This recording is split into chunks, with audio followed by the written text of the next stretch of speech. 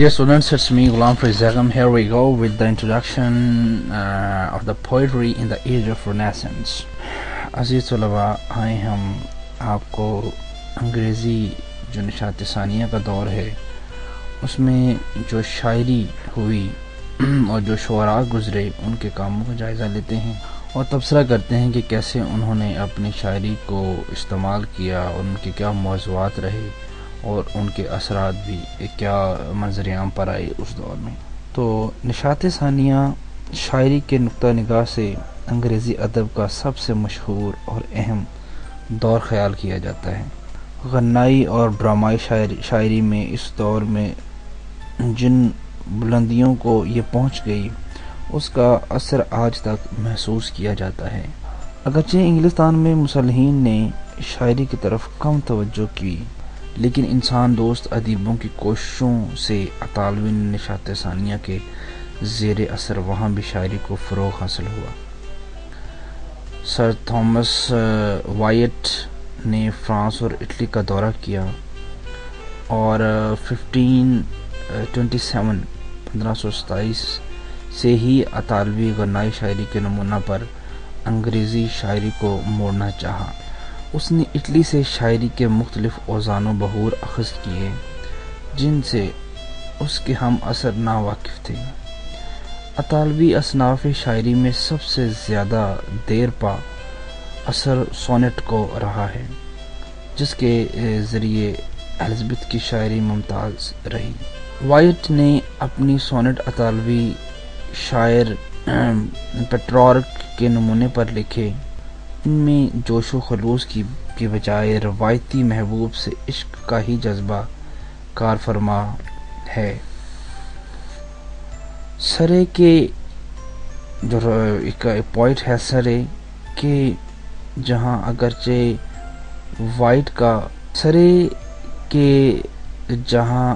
White का ज़ोर असर नहीं है, लेकिन इससे बड़ा फनकार है।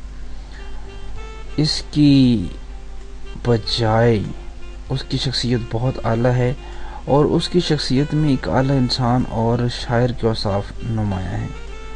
सरे भी रवायती मोहब्बत के राग गाता रहा और अपनी महबूबा जेराल्डाइन के तसव्वुर के लिए अपनी शायरी वक्फ कर दी। सरे का सबसे बड़ा कारनामा सोनेट की हैत में तब्दीली है। उसने सनफ़ को अतालवी असरात से आज़ाद किया और अंग्रेज़ी मिजाज के मुवाफ़िक़ बनाने की कोशिश की। शेक्सपियर ने अपने सोनेट में सरे की ही तक़लीद की। शेर मरा में भी उसका नाम हमेशा तस्लीम किया जाएगा। शेर मर्रा में भी उसका नाम हमेशा तस्लीम किया जाएगा क्योंकि उसने ड्रामा और रज़मिया के लिए रास्ता हमवार कर दिया। 16वीं सदी के निस्फ़ अव्वल में तर्जुमों का बड़ा दौर था। फिलोमिन हॉलैंड उस दौर का सबसे बड़ा मुतरजम है, जिसने इंग्लिस्तान को लुई, प्लाइनी और प्लूटार्क जैसे मुसन्निफ़ों से रोशनास किया। लेकिन शायरी की हद तक सबसे ज़्यादा मकबूलियत चैपमैन को हुई, जिसने होमर के मशहूर रज़मिया इलीड का मंजूम तर्जमा पेश किया। उसे दौरे एलिज़ाबेथ के अदबी शाहकारों में तस्लीम किया गया है। निशात सानिया की शायरी के इब्तदाई दौर के सिलसिला में इन पेशरों के कारनामों का जिक्र करना जो जिक्र है वो नागुज़ीर है, जिनकी कोशिशों से अदबी दुनिया में एक नई तख्लीकी लहर दौड़ गई और जिससे माबाद के पेशतर शुअरा मुतासर हुए। लिली, सिडनी और स्पेंसर तीनों अपने अपने फ़न के मर्दे मैदान हैं और तीनों को एक हद तक अदबी क़यादत का शर्फ हासिल है। जॉन लिली 1554 से 1606। लिली की शोहरत में उसकी मायानाज़ तसनीफ़ यूफ्यूज़ के बायस है, जो 1578 में लिखी गई। ये अगरचा नसरी का नामा है, लेकिन इसकी अहमियत मुरस्सा तर्ज़ निगारिश और तरसी अंदाज़ बयां की बुनियाद پر شاعری کو محسوس کیا گیا۔ نمبر 2 پہ یہاں پہ سر فلپ سڈنی ہیں۔ ان کا جو دور ہے یہ 1554 سے 1580 تک کا ہے۔ سر فلپ سڈنی اپنے زمانے میں ایک کامیاب ادیب سے زیادہ کئی اعتبار سے ایک ممتاز شخصیت کا جو وہ مالک تھا، جس میں نشاط ثانیہ کے بہترین عناصر یکجا تھے۔ اس کے یہاں غازیانہ شان و شوکت کے ساتھ انسان دوستوں کی نئی خصوصیات بھی وجود میں آئیں، جن کی بنا پر اس کے ادبی کارناموں کو خاص اہمیت حاصل ہوئی۔ شاعری کے میدان میں سڈنی کی اہمیت اس کے شعری کارناموں سے زیادہ شاعری کی حمایت پر ہے۔ مذہبی اعتبار سے جب انگلستان پاپائیت کے قیود سے آزاد ہو گیا تو ذہن اور مزاج کو بھی یک گونا فراغت نصیب ہوئی۔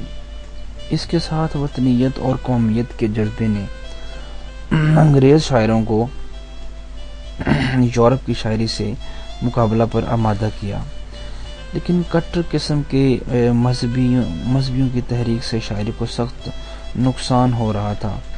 فلپ سڈنی کی مشہور تصنیف اپولوجی فار پوئزی اسی زمانے کی پیداوار ہے جس میں اس نے شاعری کی وکالت کی۔ سڈنی کا خیال ہے کہ شاعری نے رات کی تاریکی میں روشنی کا کام کیا اور اس کے دودھ سے اعلیٰ علوم کی پرورش ممکن ہو سکی۔ ہومر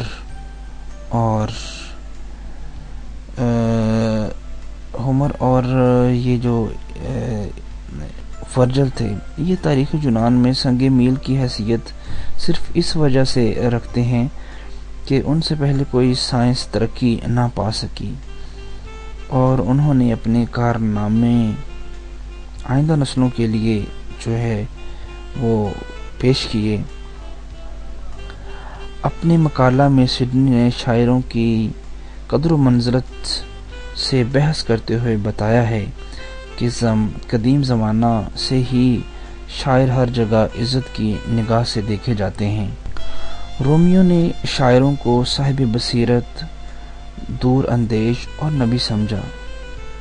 یونانیوں نے انہیں خالق کے خطاب سے نوازا، اس لیے کہ جس کائنات کی تخلیق شاعروں نے کی ہے وہاں فطرت بھی مجبور ہے۔ جن حسینوں، جانثاروں، بہادروں اور وطن پرستوں کو شاعروں نے جنم دیا ہے، ان کی مثال دنیا میں نہیں ملتی۔ شاعر فطرت کے بہترین نمونوں پر اپنے نمونوں کا اضافہ کرتا ہے۔ بقول سڈنی کے شاعری محض وزن و قافیہ کا نام نہیں بلکہ ایک انداز ہے، ایک آہنگ ہے جو نثر میں بھی پیدا کیا جا سکتا ہے۔ خیالات کے نظم کر دینے سے ہی شاعری کا حق ادا نہیں ہو جاتا، اس میں شعری کیفیت لازمی شرط ہے جو الفاظ کے موزوں استعمال سے ہی ممکن ہے۔ شاعروں کو مورخوں اور حکیموں پر ترجیح حاصل ہے، کیونکہ مورخ مثال کا دل دادا ہے اور فلسفی اصول کا بندہ۔ فلسفی اصولوں کا سہارا لے کر اسرار و رموز کے سمندر میں ایسے غوطے لگاتا ہے کہ عوام اس کے نزدیک آتے ہوئے گھبراتے ہیں۔ دوسری طرف مورخ خاص حالات کا جائزہ واقعات کی روشنی میں لیتا ہے اور مثالوں میں ایسا الجھتا ہے کہ اس کی حیثیت محض اطلاع دینے والے کی ہو کر رہ جاتی ہے۔ فلسفہ اور تاریخ میں آہنگ شاعر ہی پیدا کرتے ہیں، وہ اپنے فن میں حقیقت اور تخیل کے امتزاج سے تصویر کے دونوں رخ دکھا سکتے ہیں۔ حقیقت اور مجاز جو ہے موجود اور ممکن، ان سب سے وہ اپنے فن کا تانا بانا فراہم کرتے ہیں، اس لیے وہ تمام عالموں کے مقابلہ میں عوام سے زیادہ نزدیک ہیں۔ سڈنی کی تحریک سے شاعری کی عظمت عوام کے دلوں پر بیٹھ گئی، یہاں تک کہ دل و دماغ تو کیا لوگوں کی اعصاب پر بھی شاعری سوار ہو گئی۔ اس دور کی مقبول ترین صنف ڈرامہ میں بھی شاعری کا سب سے زیادہ عنصر شامل ہونے لگا۔ سڈنی کے شعری کارناموں میں آسٹروفیل اینڈ سٹیلز کو اس دور کی شاعری میں خاص مقام حاصل ہے۔ سڈنی کو اپنی بے پناہ قوت تخیل کے لیے کسی خاص صنف کی پابندی جو ہے وہ لازم تھی۔ پھر اس رومانی اسلوب کو حقیقی رنگ دینے کے لیے اس جذبہ اور خلوص کی ضرورت تھی جو اسے اس کی محبوبہ کے فراق پر ہی میسر آ سکا۔ اس کے بچپن کی معشوقہ جب دوسرے گھر کی زینت ہو گئی تو سڈنی کو اپنی محبت اور تلخیوں کا احساس ہوا۔ ان جذبات کو نظم کرنے کے لیے اس نے سونیٹ کی صنف اختیار کی، جس میں اس کے یاس و ہرما، محبت اور فرض اور خواہش اور عقل کے متضاد احساسات نے مل جل کر خاص رنگ دیا ہے۔ محبوبہ سٹیلا یعنی ستارہ ہے اور وہ آسٹروفیل ستارہ کا عاشق۔ اگرچہ سونیٹ اور محبت دور الزبتھ کے ادب کا جزو لا ینفک بن چکے تھے، لیکن سڈنی کے یہاں محض روایت پرستی نہیں، اس کے یہاں خلوص کے ساتھ سوز و گداز بھی ہے۔ وہ اپنے دل کا راز ظاہر کرنے کے لیے بے چین ہے، اس لیے اس کے راگ ابدی سروں کے حامل ہیں۔ اس کی نظموں میں کہیں کہیں تکلف اور حش و زائد بھی ہیں، لیکن ان سے اس کی شخصیت زیادہ نمایاں ہوتی ہے۔